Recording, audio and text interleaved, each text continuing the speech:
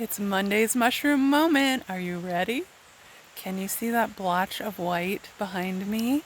When you become a forager, your eyes get trained and you start noticing things like this way off in the woods. Let's go see what it is. Ooh, looky, looky, looky who it is. They're oyster mushrooms. Yum. So let's take a little bit closer look. Here they all are. Aren't they so beautiful? They're just shining in the sunshine. So we can see they're white.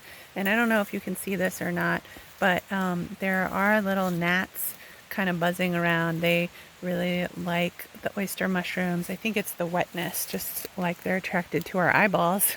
And I can see from this crisscross bark that this is an old ash tree that fell probably a while back because it's missing some of its bark. And unfortunately, the ash has been infected by the emerald ash borer, but the good thing for us is oyster mushrooms. So let's look more closely. What do we got here? Okay, so we can see the white tops. They're pretty plain. And then if we look closely at the bottom, they have gills, right? Yep. And they go all the way to the edges. So that's an important thing to look at.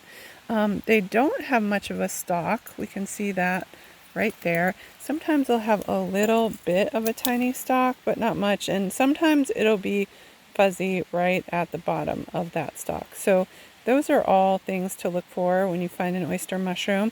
You want to make sure it's not too soggy, although some sogginess will dry. We can see right here that there is probably a little bit of other fungus starting to grow on there. So if it had a lot of that, I would not pick them. They'd be too far gone, but it just got a little bit right now, so it's probably okay. These are going to be quite delicious. I would want to cook them in a dry pan first to let the water evaporate and then add some butter or oil and my salt and ramp salt or garlic or whatever else. These are going to be super delicious tonight, and you can just pull them off here, or you can cut them with a knife so you don't get any of the bark in there to make them kind of dirty.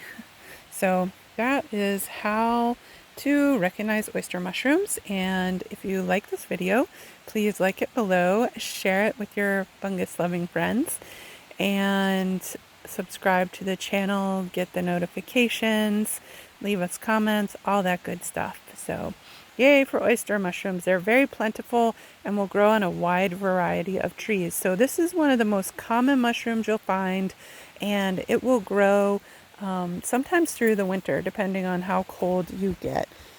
It gets where you are. I've seen them on Christmas in Ohio, so they're pretty weather hardy. Okay, happy foraging!